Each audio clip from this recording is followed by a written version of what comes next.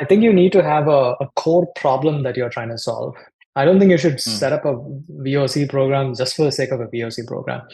Um, mhm, we we wanted to focus on retention, and one of the input metrics for retention is self-servability mm, or reduction in friction. And we mm, wanted to debunk the input metric into multiple themes, like what is the reason why there is friction in adoption. If you have a business outcome that is tied to a set of input metrics that can be supported by a VOC program, then you should design the mhm, VOC program around it. If you have a mhm. generic VOC program that is just going and getting customer insights that's not tied to a particular business outcome, those are Yep. less likely to succeed.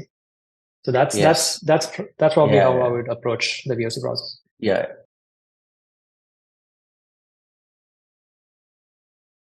Yeah, I'm a math person, so I would say like if you can use like set up a funnel for that, right? Like if your human inquiry rate is really high, you can look at the cost of service, and you can also attribute that every time there is an interaction that a customer has with a support channel, Mhm, it reduces their gross dollar retention. So if you take the mhm, combination of both of those, and if you can estimate the impact of if you reduce the inputs to friction through a VOC program, you understand what the inputs of friction is.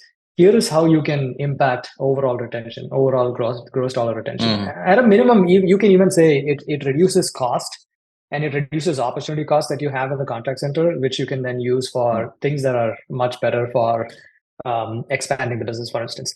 Um, the best way is to convince yourself that it's worth it by estimating what the impact is.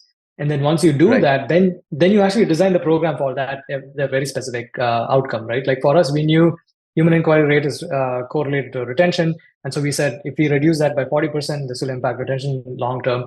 And so like Mm, we were ourselves convinced that that's the approach to do. yes. Setting up the VOC Mm, program after that and getting buy-in was more of a tactic after that.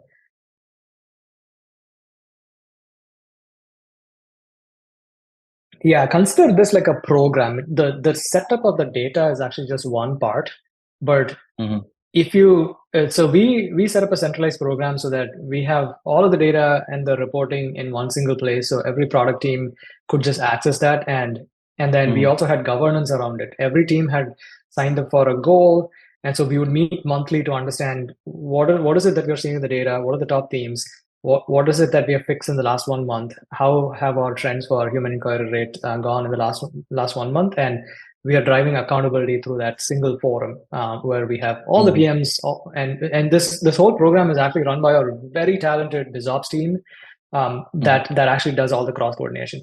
The reason why we have mhm, BizOps team involved is not a lot of the fixes are actually only product. There is a lot of fixes mm, on messaging, marketing, website, knowledge base articles, how support interactions are being handled. The actions are across the whole org. And so having BizOps support that centrally was phenomenally impactful for us.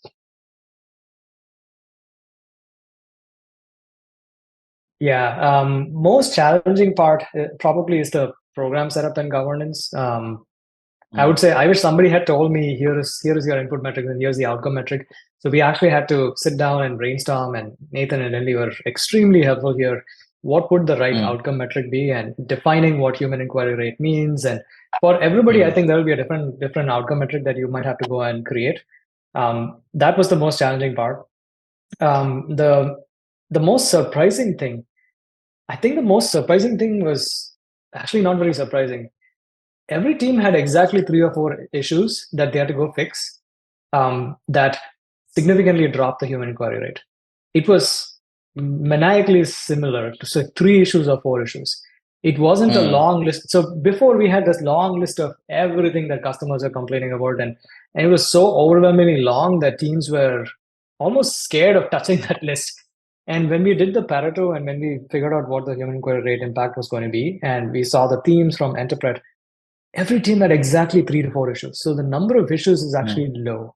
Like you can actually go mm. and focus on fewer issues and get a ton of impact if you connect revenue data with themes across multiple channels and tie it to a certain outcome like human inquiry rate. Yeah, they're luckily they're all quantified with the same data, which is what's the total license value with an account. Right. We do actually still go and look at it a little bit more in depth with, is this the right customer profile that we should even be serving?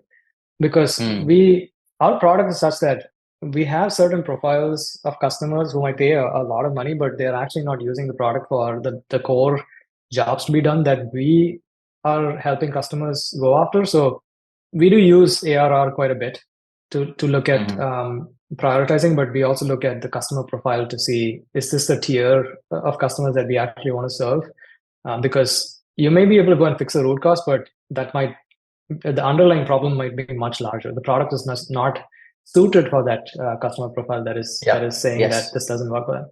So it's a combination of those two.